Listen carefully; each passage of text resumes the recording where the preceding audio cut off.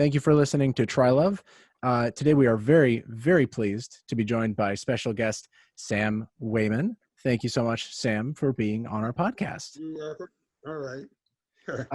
If for those who do not know, Sam is a prolific composer, musician, arranger, activist, creative legend, artistic force, brother and collaborator, of course, to the late greats Nina Simone. Does that about cover it, Sam? Yes, that's a good lead in. I try. And of course, the topic of our discussion today, as everybody who's listened to this show knows, we loved the movie GANJA HESS, which played at the Trilon in the lead up to Halloween. So we're going to be focused. Some of this might be news to you too, Sam. So just let us know. But of course, Bill Gunn's 1973 experimental horror film, which Sam both wrote the music for and acted in, played a pretty big part, and which played at the Trilon, of course, in the lead up to Halloween. We all loved the film and your work on it. So we can't tell you how much it means and how excited we are to have you with us tonight, Sam. Thank you. Okay. So everybody has seen the film.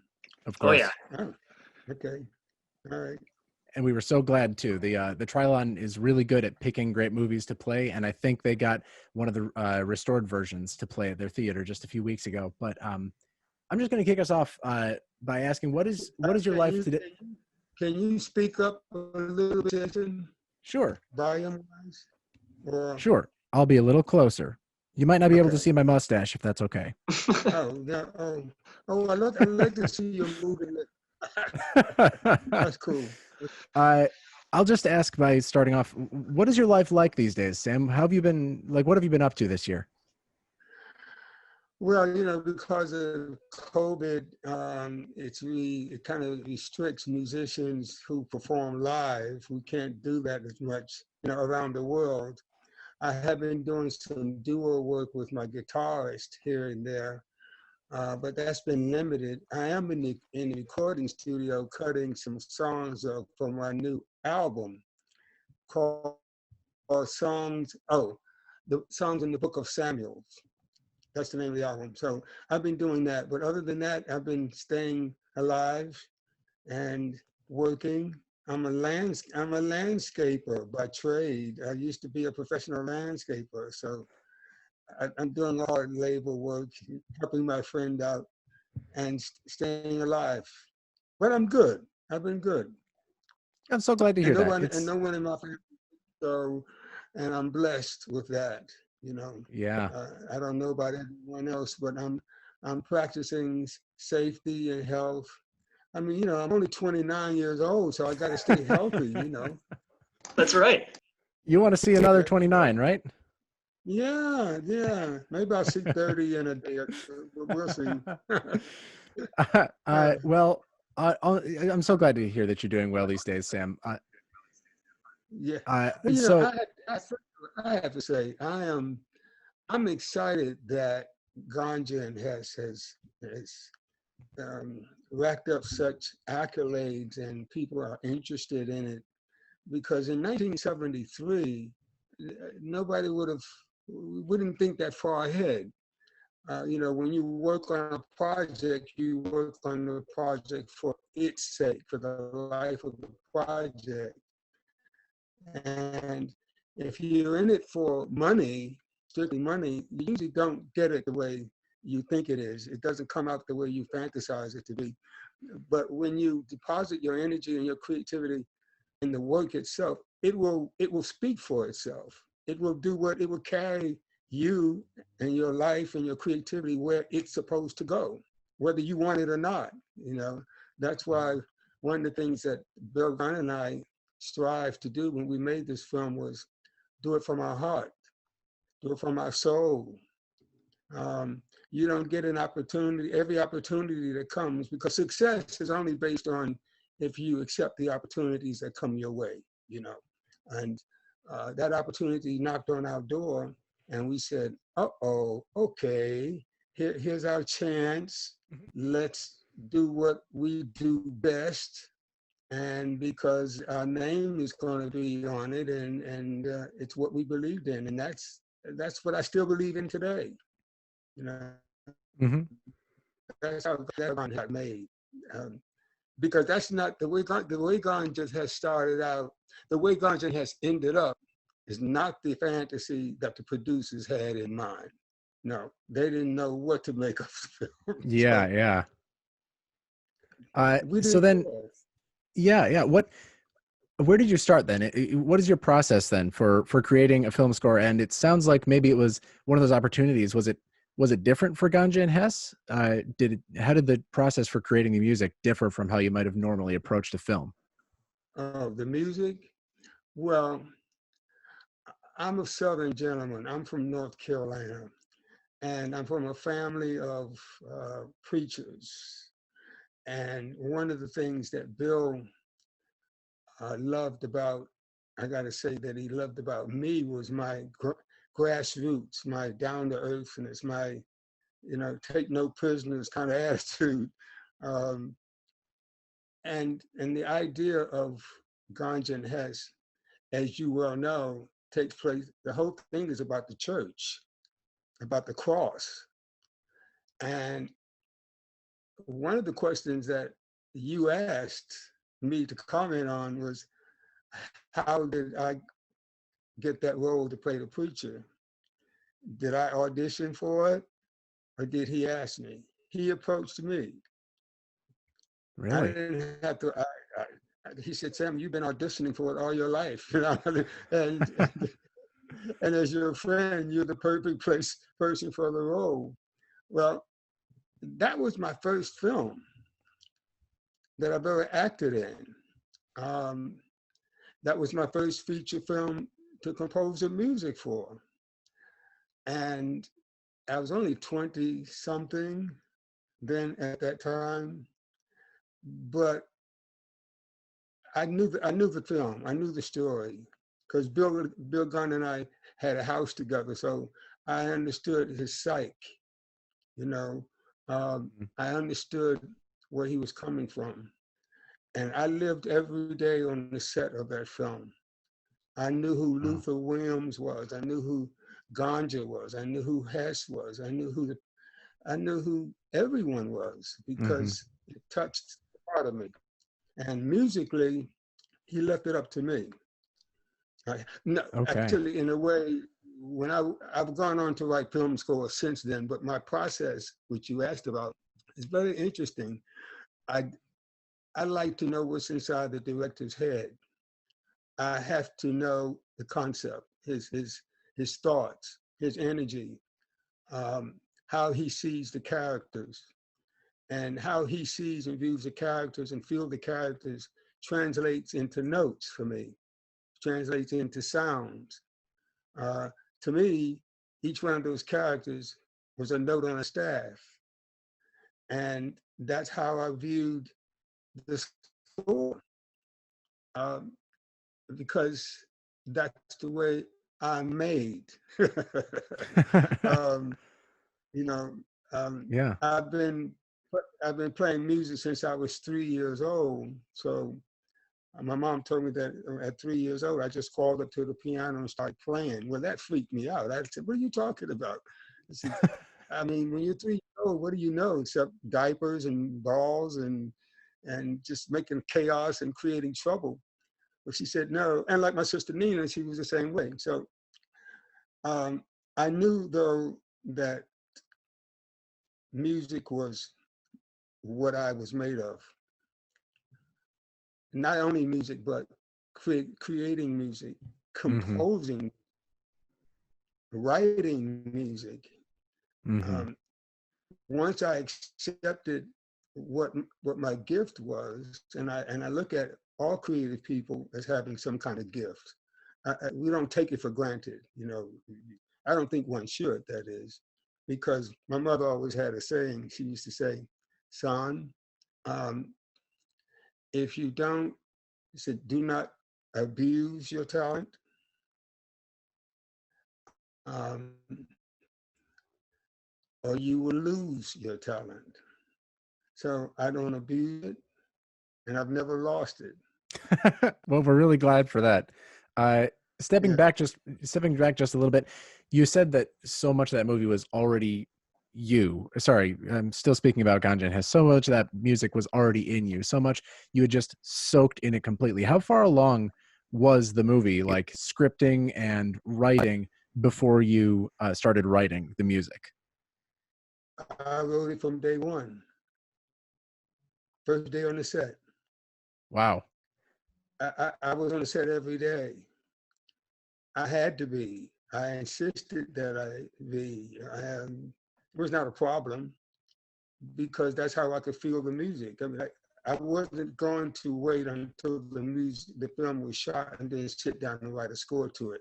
Mm-hmm. That didn't feel right for that film. It just wasn't. It wasn't natural. I wasn't comfortable with that process. The process that I was comfortable with was I wanted to feel the energy. I wanted to feel the pain, the joy, the relationships that are going on between the characters. To me, that translated into sound and translated into music. The sound man knew where I was coming from. The music editor knew where I was coming from. The whole point was I started writing the music from day one, the first day on the set. Now remember, the script, I was what they called it, I forgot the technical name for it. I typed the script. I typed Bill's script. Really? Typed it. I was a proofreader, is what they call it. I was a proofreader. So I knew the story. I mean, we discussed the role of Luther Williams. We discussed the role that the preacher would play metaphorically with Hess and the cross, the symbolism of the cross. He knew that I knew the Bible left and right.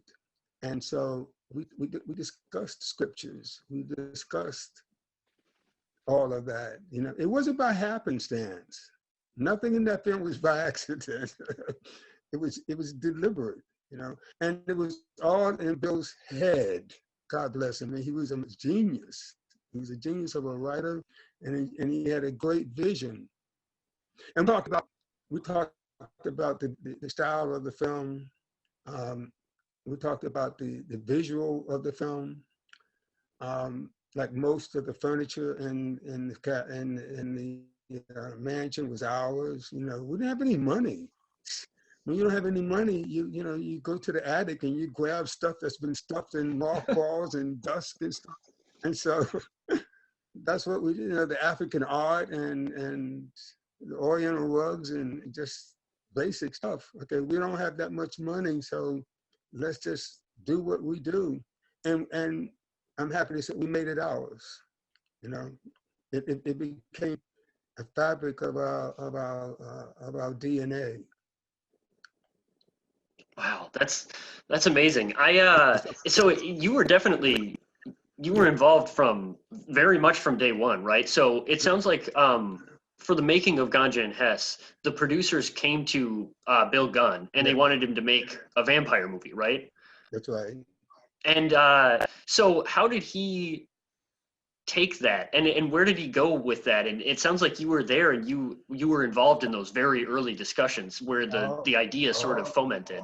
Yes, I was. I was there in all the meetings that we had with Kelly Jordan. They wanted you know, that was the period of Black exploitation films. Everybody wanted another Superfly. They wanted another Blackula because they didn't believe, first of all, that the Black audience was worthy of Hollywood type films until Superfly came out and Curtis Mayfield wrote that smashing score. And it made zillions of dollars. Said, uh-oh, that's an audience we need to tap into. So every white producer was knocking on every Black artist's door, every Black, they wanted another Superfly. So when they came to us, they wanted that kind of film. And that's what they thought they were going to get, but they were very much surprised. Not to the film's detriment because it's gone on to live in effigy, but that's not what they expected. But they gave us their outline. We knew what they wanted. And Bill and I discussed it. We said, no, BS. Can I curse? Absolutely. Please, Yeah, please. please do. Please do. Okay. That was bullshit. We knew that we were not Hollywood puppets. We were not going to play that kind of game. We said to ourselves, because that was during the 70s. So that's when everybody was struggling. Every actor, every black actor and screenwriter, producer wanted to get a film made. And here we had two producers who were going to give us some money, and here was our time. So we said, okay. And Bill said, no, I'm gonna write a script, and I'm going to do Ganja and Hess. I said, well, this was off camera now, mind you. We were not in the office when he was having this conversation, but the bottom line was, well, Bill, you know they're gonna hate your guts for this. You know this is not what they want. But he didn't give a hoot. You know, he said, look, we're gonna make a great film. And Chis Schultz, God bless him, he was a great producer. I don't know if y'all know who Chis Schultz is. Well, I'm sure you do. He produced Children's Television Workshop. He produced, what's that other film that won the Academy Award? A Soldier Story, okay? He was our friend. He lived in New York. He was all for it. And he supported us. He was the executive producer. We discussed how we were going to make that film. The storyboards, we got the right crew. Everything about that film was not premeditated, but it was well thought out. We had a concept. We had a dream. And as you know, every idea begins with, first of all, it has to be a concept. And we had the concept. And then we had the audacity to take that concept and bring it to life. And everybody that worked on that film agreed. They liked where we were going. We had the sound man, the director, the gaffer, the water boy, the script girl. Everybody came from different Hollywood type projects that they were sick of because they couldn't feel it. It was just a job. They loved coming on this film because it was full of warmth and family, and it was serious. And the dichotomy here is that it was about something real, something that was different. And also, we were determined that the images of people of color were going to be beautiful. Because a lot of people don't know this, like the Klieg lights, when you light black skin, is quite different from white skin. And so we wanted to make, that's why Ganja looks so beautiful. I mean, ooh, she's gorgeous in that film. And that was deliberate. He knew what he wanted. He knew the image, and we were determined to have that. Dwayne Jones, he was not, he was a very sophisticated anthropologist, I think he was, okay? Sophisticated, but down to earth. He was on the down low. You know, he was cool, but he was rich, and he was a gentleman. But Hollywood hasn't seen anything like that before. Mm-hmm.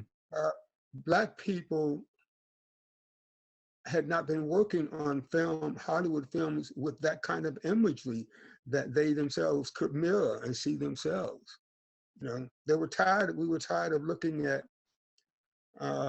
gunslingers, hookers, drug dealers,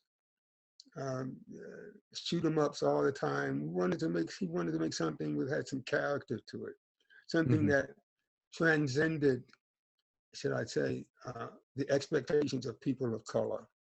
Mm-hmm. And that's why he did that. I mean,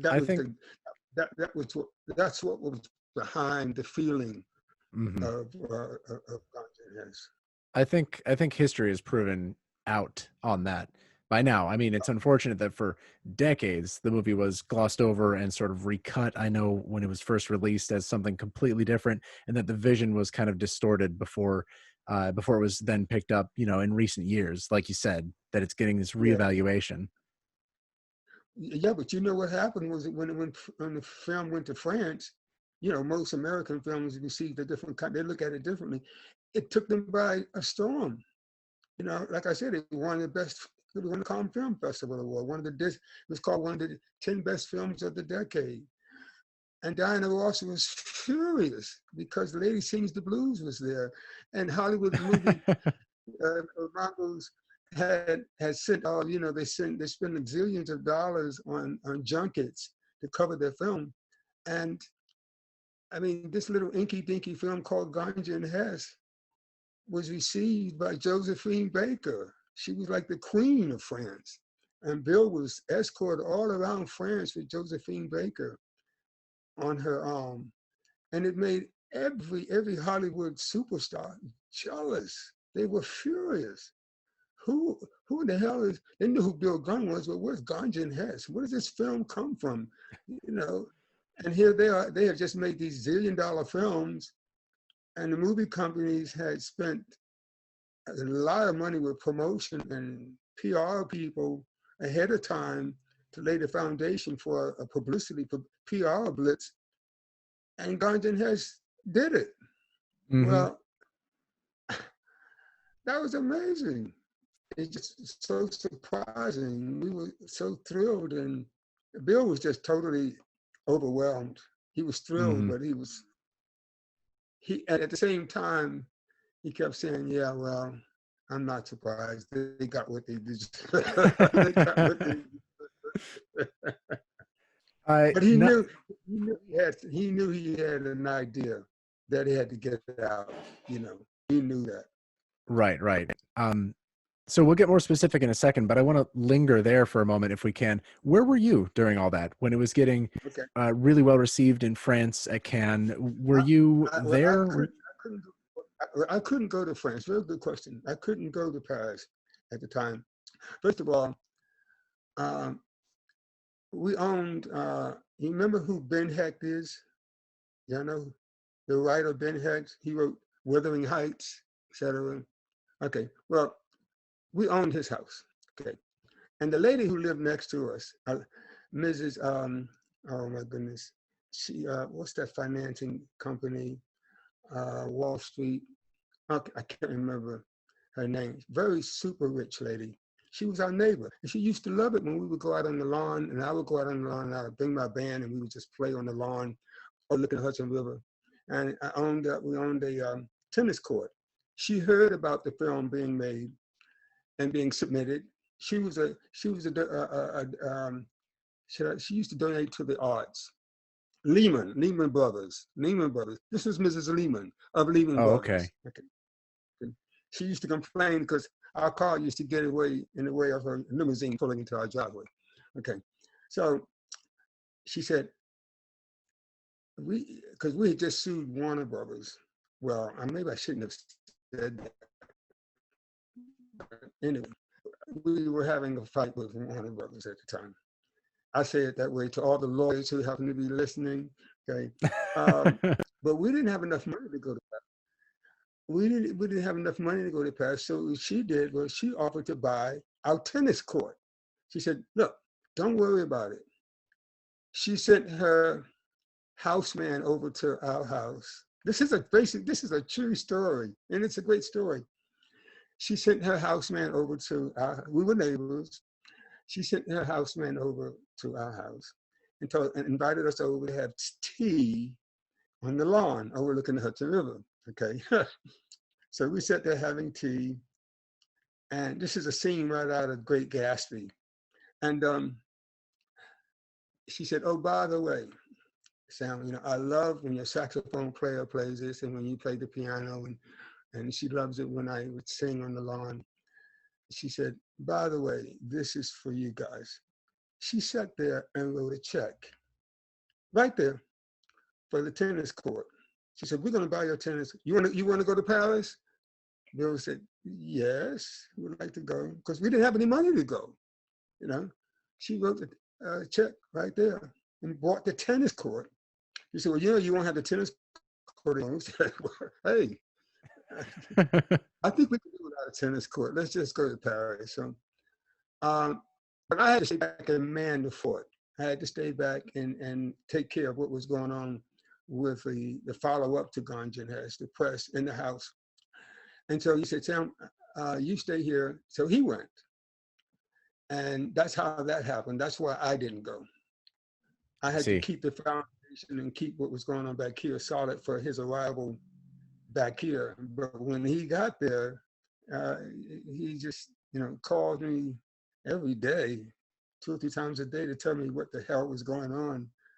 And I would see the news flashes, and I see the newsreel, and I read about it in the Hollywood Reporter and so forth. I said, okay. And Downbeat magazine about the music. And he would just tell me about Josephine Baker. Then the rest is history. Yeah. So then take us back to where it began. What do you remember the first thing you wrote for the Ganja Hess soundtrack? Sure. That's a good question. What was that? You got to learn. You know that song, that you got to learn to. Yeah, that was the first song I wrote. It's such a jam. Oh man, that's such a good song. It is. What did that help like set the stage for the rest of the music you wrote for it then? Was that sort of a template, a starting point, or was it just top of your head, this is what goes first? Well, the whole thing about the film is about Hess Green letting it go, right? In the shadow of the cross. That's all I needed. That was the impetus. That was the motivator. And I didn't need a whole lot of lyrics either. You got to learn to let it go. You got to know when it's over. That's all. But yeah, that set the tone. Mm-hmm. But as you know, one of the things about that film, it has different genres of music in it. Mm-hmm. Because different scenes, different styles, different moments. The series, it's a series of moments and experiences that Hess was going through. But I knew that you got to learn was, and because you asked a very good question, and not many people ask that question, did it set the tone? I suppose it did, when I look back on it. Mm-hmm. I wasn't thinking that when I wrote it, but. What was it like to balance all those different genres? You already said that the movie contains, that we heard, it's got blues, jazz, gospel, and even some more traditional chant type music. Was that just one thing after another that came to you, or was that part of your roadmap for building this soundtrack, was to include all these different sounds? It wasn't premeditated, and that's what people may think.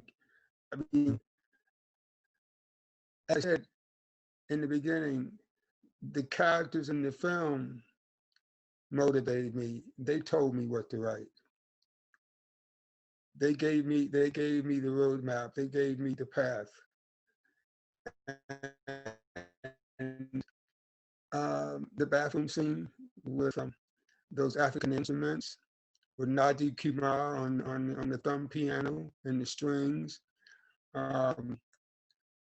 In the garden scene with the Mozart, that, and then with the garden with the Queen, the great Queen Murthia, that with Mabel King.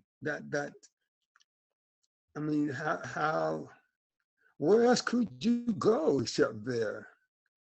You couldn't play. We didn't have hip hop then, but you couldn't play hip hop over in that African. You couldn't do that. That wouldn't. But I think every creative person can relate to what I'm saying. Every moment has its life structure, has its birth. Every moment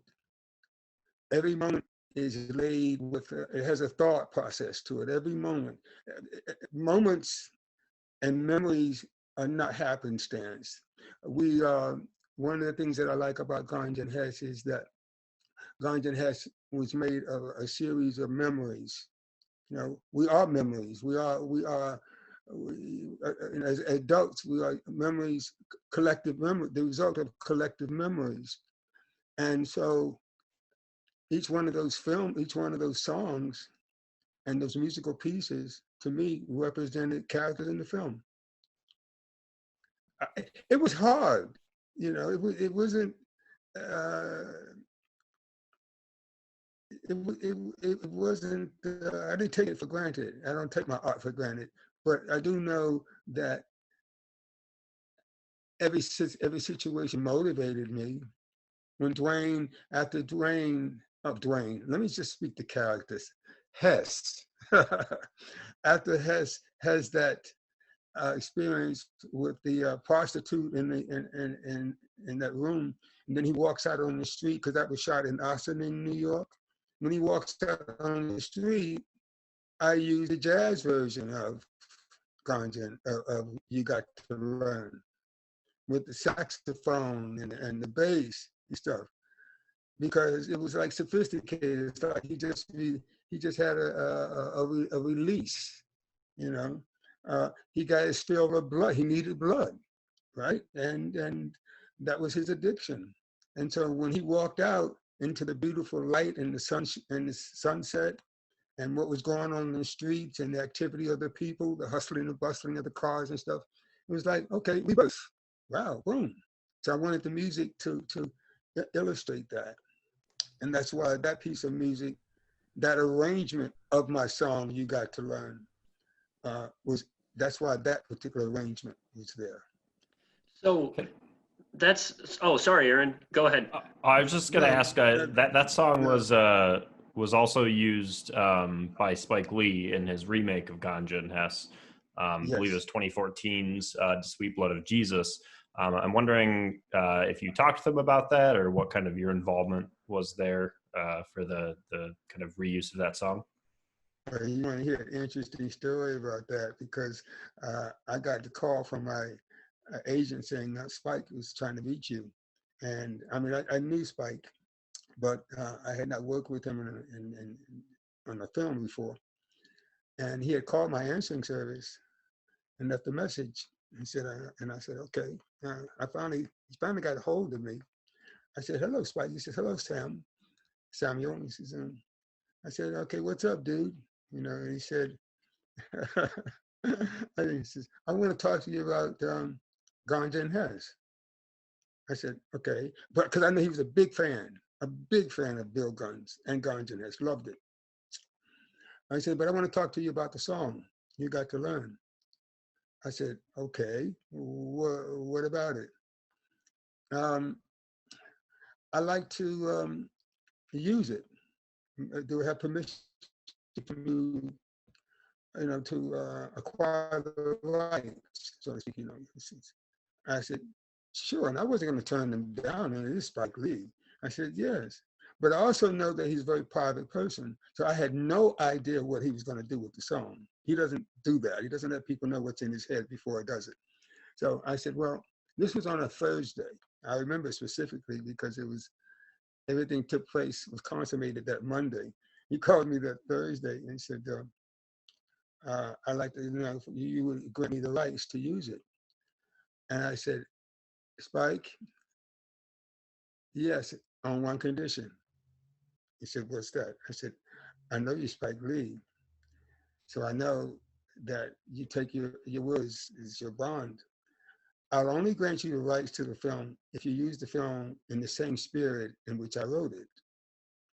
And he said, by all means, maestro, by all means. I said, okay.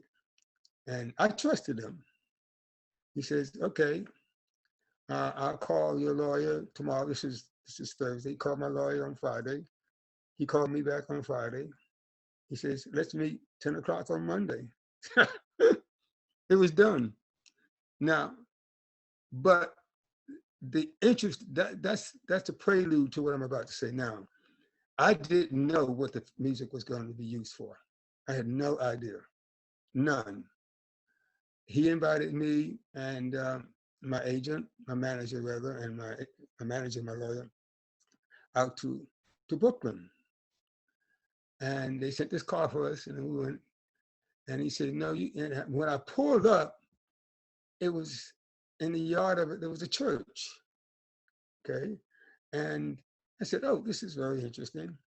I still didn't know what was going on because he had kept me out of the loop. And when we got out of the car and I was met by the assistant director and his assistants, they said, you wait outside. You can't go inside yet. I said, okay. So we went and sat in this tent, etc. She comes out and says, okay, you can go inside now. They escorted us inside the church. And lo and behold, it was the same church scene in Ganja and Hess. He sat me and my manager in the rear, in the back. He said, Sam, I don't want them to know that you're here. I said, okay. It was the church scene. My mouth flew open, and he looked at me. He said, "You're surprised, aren't you?" I said, "No, I'm shocked. I'm not surprised." I said, "I'm completely shocked by this." And they kept shooting the scene and shooting the scene, and the character that was playing me never got it right the first time. And Spike said, "Stop! You know, cut, cut, cut." He kept doing it 1 time, 2 times, 3 times, and the 4th time. And my manager said, "Tim, you need to, why don't you just go up there and just do the scene?" I said, no, I can't do that. So every time Spike would go up and then come back and look at me, because remember the audience, the place was packed with the congregation. They couldn't get it, he couldn't get it right, but he would look at me and kind of wink at me. At the last cut, he walked up to the character. I don't know the name of the actor, and I mean no disrespect to the actor who played Luther Williams. And so if you're listening, apologies. He walked up and had some kind of talk with him in the corner. And he must have given him a blessing, a cursing out. Because when Spike Lee came back and said, okay, action, they got it right. He got it right. And yes, and you know, Valerie Simpson was at the keyboard with her band. She played my song. She played You Got to Learn. Oh, it was spellbinding. It was outstanding. It was so awesome. I said, that's Valerie Simpson. Now I knew I played it, I performed at her club quite a few times. And I knew Nick Ashford. And but I didn't know that she was gonna be there. He told me nothing about that. And after they shot the scene, then he walked up to the beginning of the church, to the front of the church at the pulpit, and said, "Okay, now to the audience." Because first, oh no, he did say to them, "You people are supposed to be in church, and you're sitting there acting like all quiet and conservative. This is a black gospel church. Come on, let yourself go. I want to hear some amens. I want to hear some shouting. You know, like in the black church." And they, like they did in the Ganja and Hess, right? And they finally did. After it was over, he walked back to me. He says, "Okay, I got something I want to say." He walked back up to the front of the church and he said, "Ladies and gentlemen, the gentleman who wrote this song that you all are singing and playing, and you that's acting it, he's in the back." Sam Waymon, that's when he introduced me. Oh man, it was so wonderful. It was a good feeling. You know, they gave me a standing ovation and everything, but I felt really respected. It was a great feeling. And then after the scene was over, Spike walked out to me outside and he said, "Sam, I got to ask you a personal question." I said, "What is it?" "How did I do? Do you think Bill Gunn would be proud of me?" Because he knew I would. I said, "Bill would be, yes, he would be ecstatic." "Are you proud of me?" I said, "Yes." And I gave him, you know, we hugged each other, embraced each other, and kissed each other. He's such a humble guy, but that's the only time that I knew what the film was about. I was completely in a daze. I was just so shocked. I was pleased, but that's the way Spike was. That's how that happened with Aaron, to answer your question. about Spike Lee, that's how that song became. He said, Sam, because his interpretation of Ganja Hess was based on my song. Mm-hmm. And I didn't know that. That's Wow. the ultimate respect. Talk about legacy. That was beautiful. Yeah, yeah.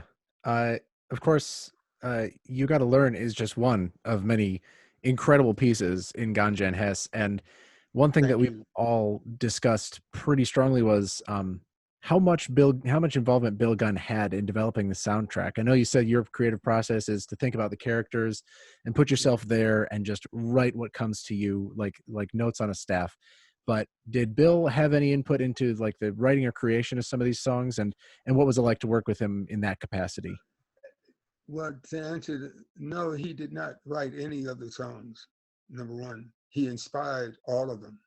Oh, okay. He What do you mean inspired by them that? all. Well, one of the things that he and I had agreed upon when he hired me, not only as to play the role of the preacher, but when I was hired to be the composer, he flat right up walked up to me and said, "You're the composer, not me. You write the music, and I trust you." And he did.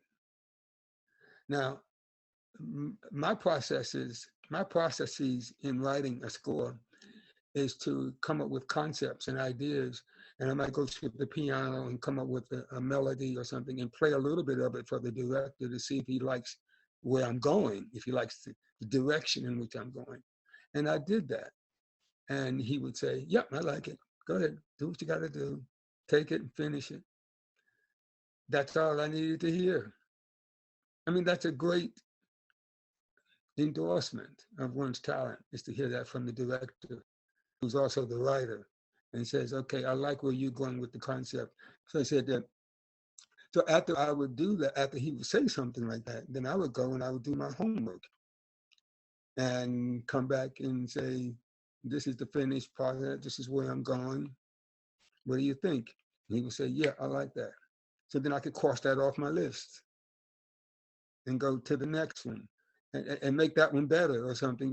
But now, every time I wrote a piece of music, the first time I write it isn't the finished product, because I would go back and rewrite it or add to it, because maybe something in the scene caused me to make some adjustments in the concept of the writing.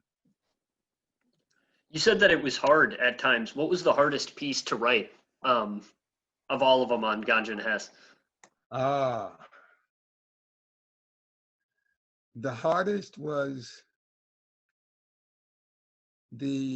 when Hess is dying in the shadow of the cross. You hear the primal scream. That's me.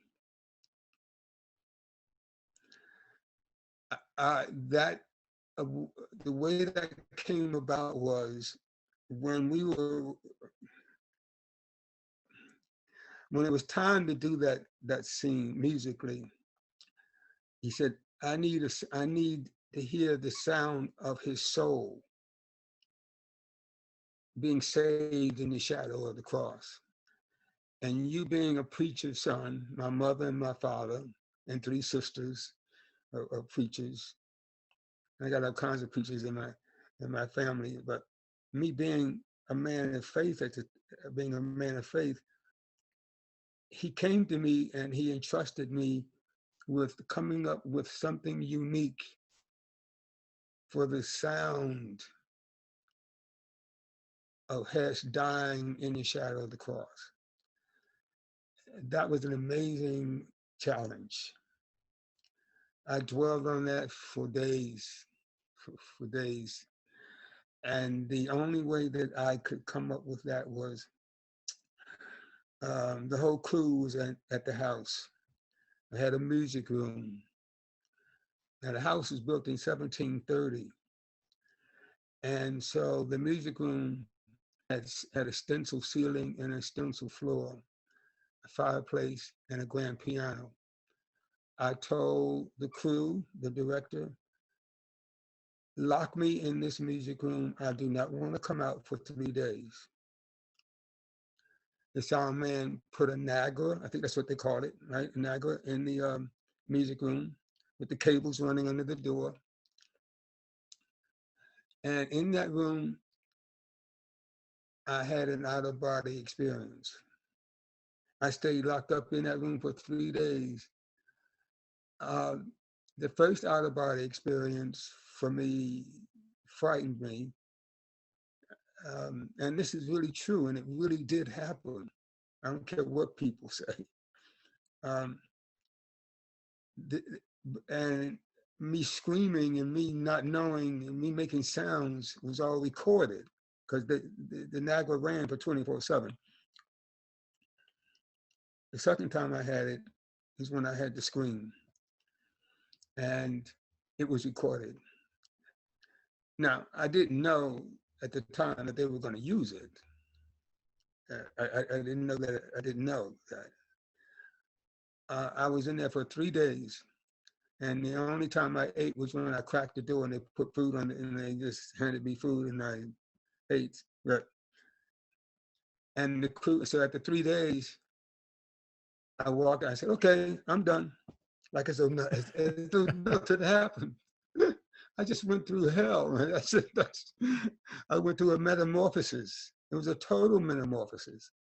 I just evolved into how many 3,000 years of sorrow and pain and thoughts and dreams and concepts, pain and happiness and joy and visions and nightmares and things. And I walked out exhausted. I was just totally exhausted.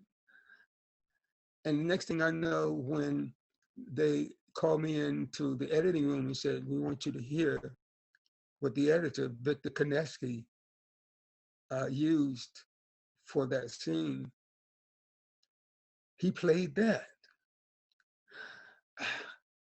I said, "No, no, you didn't." He says, "Yep." Victor loved it. The sound editor loved it. The music editor said, loved it. Hess, Dwayne said, phew. I mean, they were, it's hard to describe the exuberance, the satisfaction, I guess you could say. Bill was thrilled. I said, "Bill," he said, and he looked at me and he said, "That's what I wanted." He said, "That'll work for me." Well, then once he said that, then I was at peace, because I wasn't sure. I mean, I didn't know that it would satisfy him to that extent, and it did. And then it was all okay for me. I said, "I guess I did all right." But that's how that happened. To me, that was the hardest part. That was the most painful. It was painful. But it was painful, but it was real. You know, I didn't know. And that bothers me even to this day when I see that particular scene. People who understand the soul and spirituality, and they understand that, you know, one doesn't have to be a religious person, I think, to understand it, because it's about feeling. It's about understanding what we as filmmakers and creative people try to do to define moments with sound and music. That's what I was trying to do. I was trying to define what a person would feel like dying, a vampire dying, if you will, Hess dying in the shadow of a cross. And that's, he said, I captured that. You had to get there. It sounds like you had to make it real. Thank you. I guess it worked. There are two other songs that really spoke to me during the movie. The first one's obviously "The Blood of the Thing," which I believe you wrote the lyrics for. Yeah. Okay. Yeah. Oh, the blood of the thing is the truth of the thing. Oh, okay. Yes. Yeah. What was the process of writing those lyrics like? I mean, you've talked to this a little bit already, but they're so integrated with the plot and the themes of the movie, right? Like it's all right there. It's in that song. That was, I have to be honest, that the credit with that goes with Bill and I. Okay. I wrote the music, but he and I co-wrote that poem. Mm. No, I'm not going to take credit for that. The concept of the Black Queen of Murphia, and it was written in the ages. I don't remember all the words, but I do remember the music. That was an African inspired. Because we did our research. I've been to Africa before. Bill has been to Africa. I mean,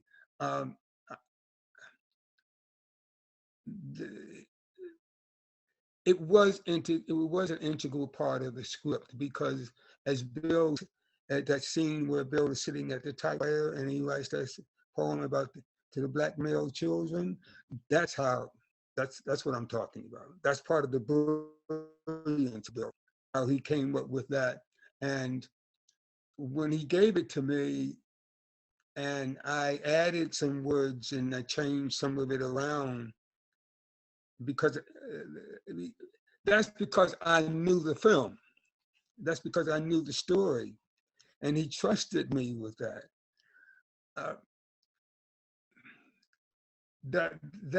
And the music, the chant, is part of my heritage. It's part of where I come from. It's a chant. That's what that is. It's a chant. It's a celebration.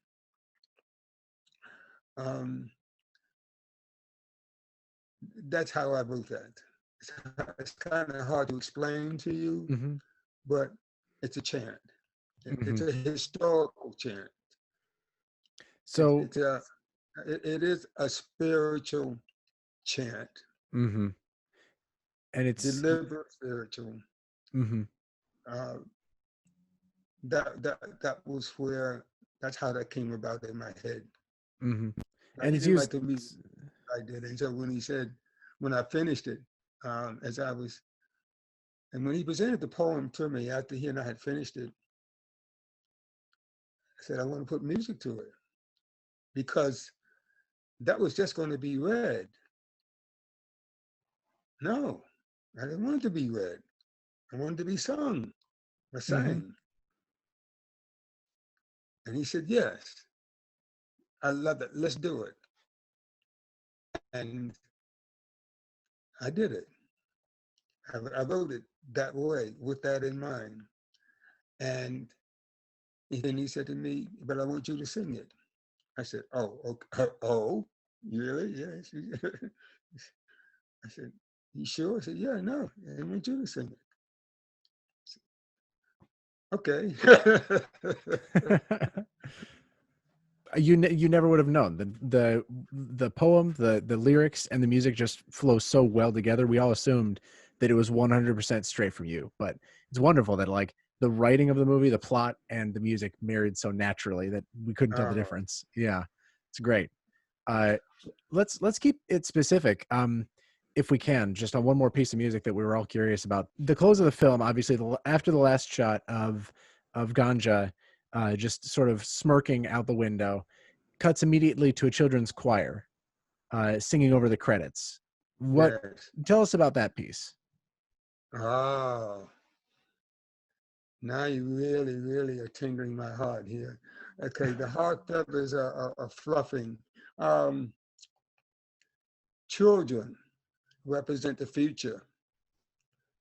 Children represent who we've been, who we are, and who we hope to be. They represent those three different layers. And each one of those zones are important, because children represent innocence. You know, they have a way of making adults feel small. They can really bring us down to earth. And we wanted the children to end the film so that people could see and hear children who we all could relate to. Most of us have children, represent the future. They represent, as he says, the truth. The blood of the thing is the truth of the thing. Kids are the truth. They are true. They're just, I love children because they don't bite their tongue about something. I mean, they just come out with the most amazing things. It just shocks the heck out of you. But you may not like what they're saying, but they're saying exactly what they feel. You can't suppress that. And symbolically, that's what it stood for. Because everything about Ganja Hess was symbolism, you know, it was, and that was deliberate.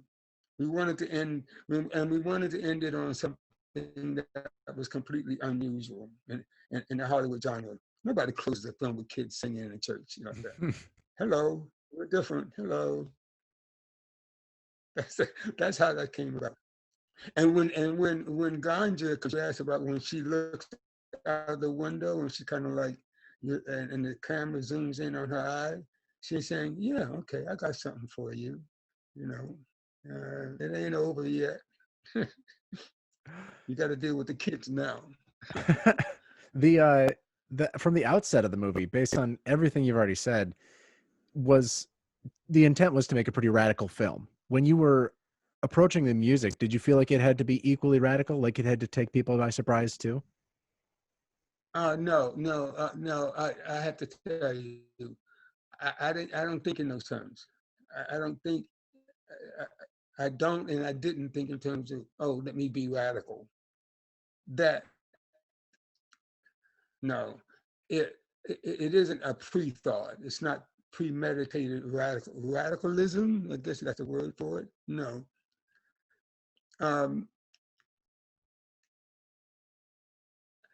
To say, did I want to be different? I don't want to be different. I am different. You know, if you're different, you're different. Now, if you make a conscious effort to be different, I wonder how real that is. You know, I like to think that if a person is different, that they're born that way, or that's the way they think. That's what's in their blood. They're different, rather than like everyone else. Because I mean, if you want you know, if you want, like they make cars on a runway, you know, every car comes off and it's like the same. If you want to be a runway car like everybody else, then I don't find that very interesting.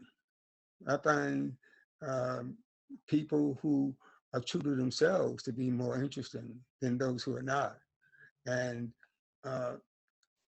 one of the things that I know that I write music differently than other people. That much I know. I've accepted that. I don't question that, and I just be myself. But it wasn't that I set out to be radical. No, it just happened to be a radical evolution, I guess, or result.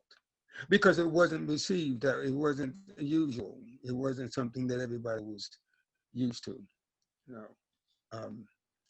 But isn't that the definition of being radical? I guess is when you kind of like go against the norm. Mm-hmm. You know. Do you think it was radical? Yeah, like unequivocally, yes. I feel like it is, even 40 some years later, still such a stunningly experimental, radical film, and the music goes right along with it. I mean, it's a beautiful soundtrack. By today's standards, too. Yeah. Yeah, okay. Yeah, well, and you, Aaron, you think it's radical? I'd say that it feels like it's doing its own thing in a way that I really appreciate quite a bit. Again, yeah, even today, I think it's such a remarkable film and soundtrack as well. Cody? I would say yes. And this feels like such a fitting time for that reevaluation, right? You know, we're getting so many more eyes on this movie, so many more people listening to this music. So yeah, I guess I would say it is. Yes. You all are giving me a pretty good insight. I suppose it is radical. Radical meaning that it took guts, took a lot of nerve, it took some leaps and bounds. In that sense, I guess that is radical. You know, again, I have to tell you, nobody knew what to do with us.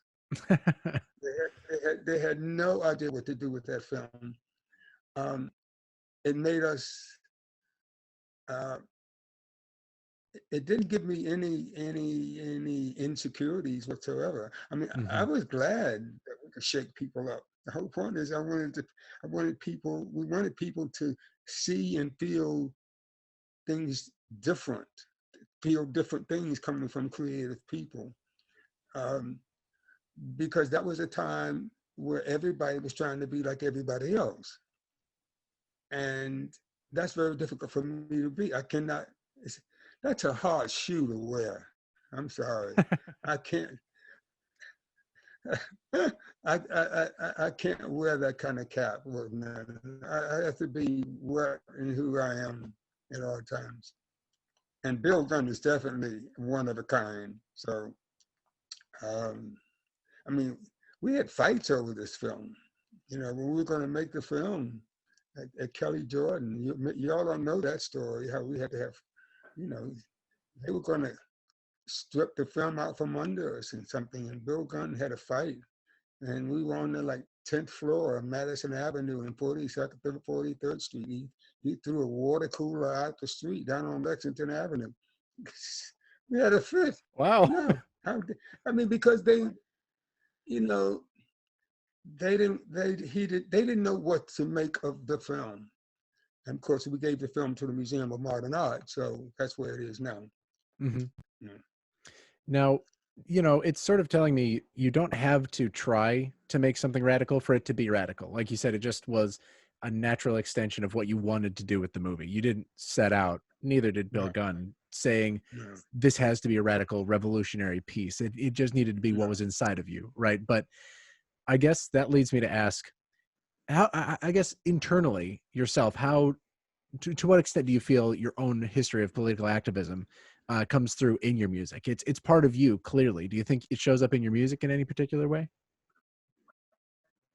I think that because of my history and my culture, my whole experience in life as growing up poor, but didn't know I was poor, growing up in the Deep South during the amazing 50s and 60s, civil rights and the protest and the bigotry and racism and fighting for freedom and injustice and everybody's rights. Being, like in Cairo, Illinois, me singing at Martin Luther King's funeral and going to jail with him and Jesse Jackson and stuff like that, and being beaten and attacked, water hoses and batons and tanks and things during the 60s. It gives you a sense of direction. It gives you a sense of purpose. I just didn't like being messed with in that sense. I didn't like being made to feel that I was inferior or second class. Along with the history of my father, who was born in 1898. My mother, being 99 years old, she lived a long time. I had history in my family. And I'm the baby of the family out of all 8 brothers and sisters. So I felt like I had a lot to continue to carry on. Having studied history and Black history particularly, but history in general, and having traveled overseas, having lived in Morocco and Switzerland, and I've been around the world, sort of, not around the world, but halfway around the world. I had some sense of purpose. I knew that I could bring something back and share it. That's what happened with Nina when she went to Nigeria and Liberia. When she came back, she was a different person. I mean, you know, I wish every human being, black or white, could travel outside the United States, just for the purpose of seeing the rest of the world, so that you can get a sense of who you are, where you are now, back home. It gives you a different perspective on your own identity. And that's what my music, I would hope that my music generated and would inspire, that people would say, okay, well, this man has saying something through his art, through his fingers, that obviously comes from someplace, that I have extreme humility toward, very humble toward, and respect for. To this day, I don't take anything for granted. You can't, because it never turns out to be the way you think it's going to be. It always turns out the way it's going to be. Mm-hmm. And I'm not surprised by certain things. I just, also, I think you have a happier, you're much more satisfied by being surprised with things that happen, even if they're different than what you want it to be. Because because you're setting yourself up for a complete letdown if you think you understand everything that's going to happen before it happens. It doesn't work that way. It just doesn't. Not everything, some things, but I just don't take creativity for granted, because that's what you're asking. No, mm-hmm. My music, like writing and painting and sculpturing, any artist, I feel whatever art form they have, they want it to live on. They want it to have some kind of life. They want it to breathe. Whether it's outside their studio or down or in a museum or an art shop or on display, they are giving of themselves, because a piece of yourself is left with every product, every piece that you produce. I mean, every song I write, a piece of me dies, a piece of me is in that. And whether it happened 30 years ago or 60 years ago, or just yesterday, a piece of me is left as an imprint of me left on that. It has to be, because it was born in a moment. Mm-hmm. It was released in a moment, and I gave birth to it. Mm-hmm. So if I gave birth to it, aren't I the mother? Aren't I the father of that? It didn't happen on. I mean, I see myself as a host. Mm-hmm. Host of that has left me. Yeah, what you're saying dovetails so perfectly well into another one of our questions about why preserving and promoting Black art is so important, especially today. You're talking about pieces of yourself dying off once they're out, and like living beyond you, and just how universal that is to all art. And representing history. Yeah. In your view, why then is it so important to preserve and promote Black art specifically, like Ganja and Hess and its soundtrack? Yes. That's what I'm saying. That's why I think I'm answering your question. That's the legacy that I hope that people will take away from that. Mm-hmm. I mean, that is ultimately what I want. Yes, to answer that question, I want people to say, okay, this, 20 years from now, when I'm long gone, or 30 years or 50 years, okay, well, this is who that person was. This was. Maybe I can understand him through his music. That's what we do about every art form. Every book that we read that was written 100 years ago, you're learning something something about that time and that artist and that person, that writer, or that piece of music, whether it's Chopin or Duke Ellington, whatever. I mean, when I wrote the music to Duke Ellington Boulevard, and I remember playing on Duke Ellington's piano. I felt him, you know, I felt the spirit. Isn't that what we want, though? You want to somehow never touch the tears and joy and hopes and smiles of people that you are reading about or trying to teach and hand down to your kids, or if you are an instructor in a class, aren't you passing on what knowledge you have picked up to pass on to them? You have to feel that in order to inspire your students. I mean, that person is living through you as a teacher, as a professor, as an instructor. But that's what history is. You know, one of the things that I've learned about history, when it comes to Black people, is my favorite saying is, they always remember the battle, but they always forget the blood. I don't want them to forget the blood. I don't want them to. I'm not going to let them forget the blood. I'm going to be there to remind them all the time. Damn it. Okay, I know you remember the battle, but what about the people who died in that battle? They have a saying, well, we lost the battle, but you know, we won the war. Well, you know, when it comes to Black people, you know, they remember the battle, but they sometimes forget the blood that was shed in that battle. And I'm not going to let them forget it. And I want them to remember, when I say them, the world, whoever they are, to remember that. It's important. And that's the contribution that I can make. And I think every little contribution, you know, every crumb, you know, enough crumbs can make a pie, you know, enough crumbs can make a cake. Because if you break it down, it just breaks down into crumbs. Well, let me be one of those crumbs towards something, you know. That's the way I look at it.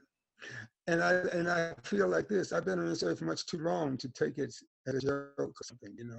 I take it very seriously. I have fun with my life, but I like to think that I like to leave something that deserves preservation,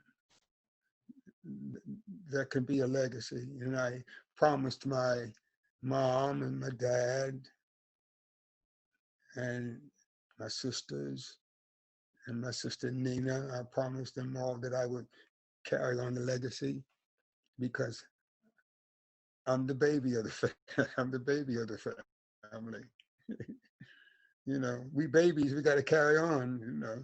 And I'm proud of that. And I'm not the least bit embarrassed by that. It seems like this is something you've always been thinking about. I mean, I keep thinking about the children at the end of Ganja and Hess and what that represents. And it's so much of what you're talking about now, right? About leaving something behind, about what comes next and legacy. So would you say that that's been something that what you're discussing now, this idea of leaving behind legacy and something worth preserving and remembering the blood, that's something that's united your sort of artistic, creative output? Yes. Yeah. That's well put. I think so. Probably so. You know, I mean, I've never forgotten who I am.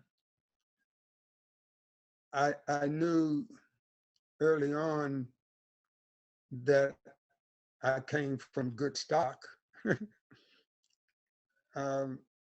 because of my dad. I mean, look, for me, it was important once I found out how old. Look, my father was born in 1898, which meant that his father, my grandfather, was a slave.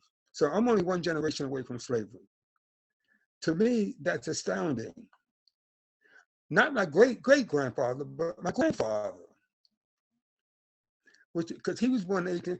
And then, because when I was coming up as a kid, I didn't understand why it was hard for him to express warmth and feelings, because that's not the generation he was born in. He didn't come from that. That wasn't, even though he was born in 1898, you could say, well, 2 years later, it would be 1900, and he would have been 2 years old. Yeah, but I understood what it was supposed to not be able to express yourself and not be able to be real and not be able to show strength, not be able to believe in yourself completely, and not to be able to think that you are as good as everyone else around you.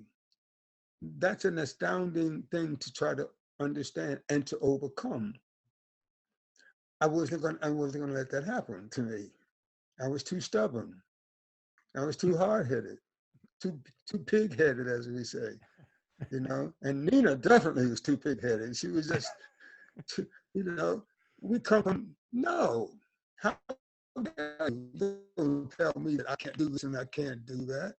So that fortitude gives you a great deal of strength, you know. And if I have to stand alone on the mountaintop and shout that out, so be it. But I'll be damned if you're going to tell me that I can't do this and do that because, and then you give me the reason, something as shallow as superficial as, let's say, the color of my skin or your biases or something, because that's the culture in which I come from. See, that's why when I teach my students today, I teach, a lot of them say, they come to class, these young musicians, and all they think about is the bling. You know, they think about bling, they think about the money, they think about the cars, but they don't have any idea about the business of show business. They don't know that they're going to be raped, and musically, I mean, you know, that they're going to be ripped off because it's a business. And one of the things that I try to instill in young people today is to take yourself very seriously. Take this art very seriously. It's not surface stuff. Mm-hmm. So a lot of them it is. Some of them don't have the capacity to go to so deep. But I try to inspire them. You know. So Jason, I think yes, and to you, Harry and Cody and Aaron, my point is, I have to leave something back. Mm-hmm. I have to leave something that's rich Mm-hmm. or flavorful, something that one can sink one's teeth into, and that you enjoy the bite, you know, that you enjoy how delicious it is. You keep making these vampirism, Ganja and Hess metaphors. They just come to you with the blood and the biting. I love it. Do they? It's kind of hard to live that down. I mean, we did it, you know. Do I sound like that? A little bit. You got the red. You got the red and the black. It's definitely a vampire look.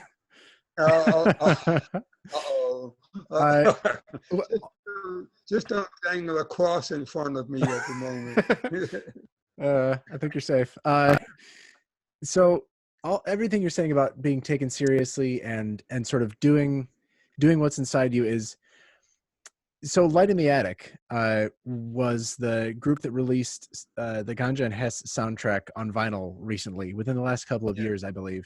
And just full disclosure, I've received my copy in the mail. I think all of us maybe ordered it by mail as soon as we found out that it was repressed. I guess it makes me wonder how it feels to have your work unearthed after that long and taken, I guess, seriously after so long. Listen, when was it Light in the Attic Records? That's the name of it. Mm-hmm. When you all put that album out, when I knew that you wanted to put it out, it was the greatest feeling in the world. I said, finally, somebody is taking my music and putting it out there. It was, I'm so thankful and grateful that you all took the interest in my music to want to put it out on vinyl. Yes, it's a good feeling to have your music cherished and treasured that way. For me, because Ganja and Hess, remember, Ganja and Hess had been ignored for so many years. So it was like, okay, we did it. But like so many other people, not everything you do is going to be treasured and accepted. So some things you can write masterpieces and they'll be in a trunk full of mothballs, and you go and you write another piece, you sing another song, and you say, okay, maybe it will get exposed or to get recognition. And then someday somebody comes along and says, I want to go through the trunk in your attic. And they pull out a script that's covered in dust and stuff. This is fantastic, man. Where have you been keeping it? You said, what are you talking about? I want to put it out, but I want to produce it. I want to put it, I want to write a play about it, or I want to make a movie out of it. And what it does to you, it reinvigorates you to a place that you had hoped would come. And so I'm not trying to sound syrupy about the whole thing, but I am really extremely humble about it, because I'm grateful that you guys wanted to do that and put it out. So when the day came that it actually was on vinyl, I said, vinyl, not CD? Because we're on old school. Cool. That's really cool, because they've given up on turntables, but turntables are coming back. The fact that it is now cherished historically, it's on vinyl, which means you can't ignore it. Mm-hmm. And that's a great, I appreciate that respect. I do. So it's a good feeling. It's a great feeling. I mean, I'm holding the album's sitting right here next to me, by the way. Okay. The vinyl is right here. I've been waiting for you, so I've had it right here. It's a good feeling. I mean, it's like the same thing when I wrote that music for Philadelphia. When I wrote some of that music for Philadelphia, the same thing. Wow, nominated for Academy Award for Philadelphia, and I wrote that it's in your eyes, And when Jonathan Demme asked me to, he loved that song. Next thing I know, it's on the soundtrack. I said, cool, beautiful. These are things which, this is what we do as professional composers, as writers and things. So, and then I went on to write the score, I wrote the music, some music for Personal Problems, that Black soap opera. There you go. Those are just pieces of things that I do. I guess I have one more question, Jason. I don't know if I sort of have an idea, right, because of everything we've been talking about. But I wanted to ask, why do you think that Ganja and Hess has undergone this sort of reappraisal? Like you said, it was sort of ignored for so long, and now it enjoys such a great reputation, right? Where we all think it's so great, and like we're talking about it. What do you think it is that brought it back, and like what do people finally seeing that they missed for so long? I think it's because it's a new generation of people out there now looking back and appreciating the kind of work we did. I think I like to think, and I know that it's a new generation. Every generation reaches back to the generation before it and sees what was there, a gem or something that they want to relate to. I hope, that's what I'm hoping, that's why it's getting a resurgence. I think people are now recognizing it as a piece of work that we really worked hard on. And I think it deserves some kind of recognition for the kind of blood, sweat, and tears we put into it. We've been told, Bill Gunn and I were told, that we were like revolutionaries. We revolutionized the independent filmmakers and things of that nature because of our daring attitude and our daring move to do something like this. But isn't that what all people who dare to do things end up being respected for, or being related to, or being asked to talk about? How dare you do this, or you did that? What was it like for you to buck society, or go against the norm?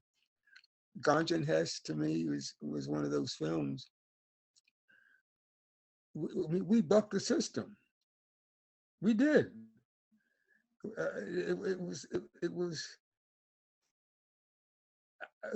That's what the generation was back in the 70s. That's what it was. The 80s are different, the 90s are different, 2000s are different. But back then, it was unheard of for us to do something like this. I never dreamed that it would live on in as they say, an effigy like it is now. But I'm glad that it is, because I want people to know the story behind it, the history behind it. Maybe they'll learn something from it or not. Maybe they won't. Maybe they find it interesting. But I like them to know that there are, and there were, and still are, some people who did some things based on their feeling, their art, their heart, and they believed in it. When we talk about the American dream, okay, our dream was to do something, and we did it. We worked hard at it, and the price that you pay for following your dream is hopefully some peace of mind.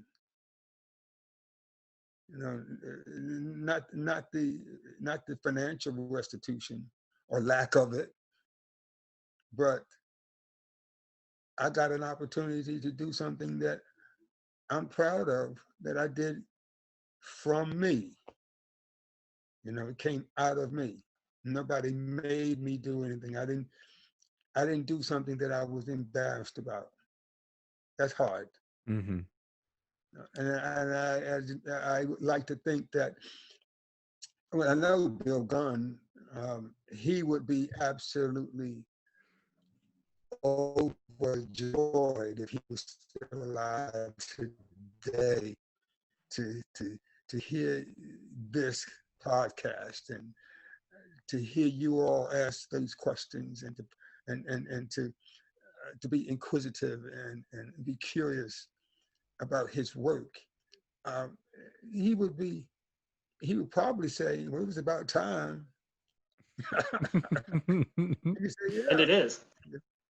You know, yeah. Because when you know something that someone else doesn't know, there's a certain amount of empowerment that gives you. I don't mean in a bully kind of way, like some people would take it, but it empowers you to move on and do more things, and to follow your instinct even more.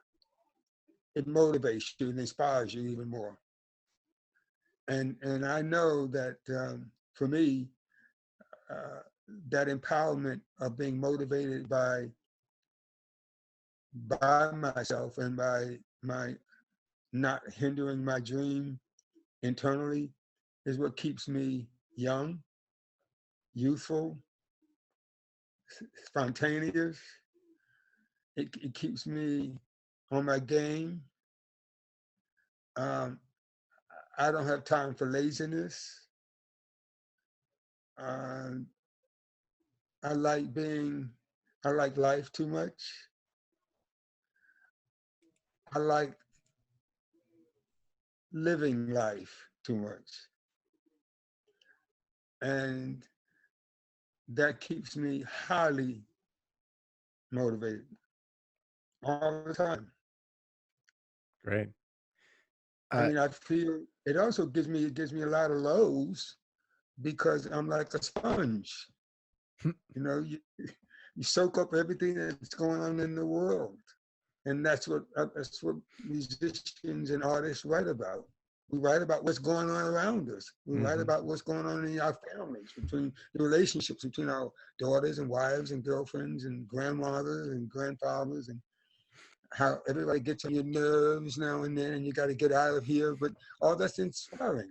It doesn't mean that you don't love them. It just means I'm sick of you today. Leave me alone. I just want to say, yeah, in a year that's been full of really, really shitty stuff, I am so glad that Ganja and Hess and you have come in front of us. It has been an absolute joy to think about this film, to listen to the music that accompanies it, to know exactly what input you've had into it, and to just know that it's out there and that there are more people like us who are thinking about it, and more people who are going to receive its messages and listen to its music, and a whole new generation that's going to love it.